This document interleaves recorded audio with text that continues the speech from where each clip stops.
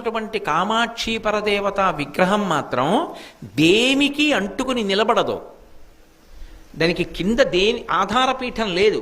అమ్మవారు ఇలా ఉంటుంది, కింద ఏం ఉండదు, దేనికి తగలదావిడ, గాలిలో ఉంటుంది మూర్తి. మీరు అర్చకులు కొంచెం గట్టిగా తోస్తే కాస్త కదులుతుంది. కనపడకుండా ఒక అడ్డుపీఠం ఉంటుంది.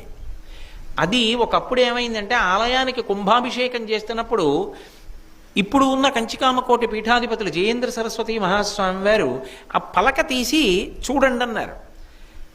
ఏమి లేదు, అమ్మవారు ఆధారం లేకుండా ఉంది, ఇలా గాలిలో తేలుతోంది విగ్రహం. ఆయన చూసి ఆశ్చర్యపోయి కొద్దిగా పైకెత్తండి అన్నారు. నాలుగు వైపులా పట్టుకుని కొంచెం ఇలా అన్నారు.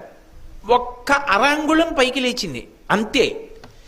ఇలా లేచిందంతే కుంభవృష్టి కురిసేయడం మొదలెట్టింది కాంచీపురం అంతా. అస్సలు ఉత్తర క్షణం మీరు నన్ను నమ్మండి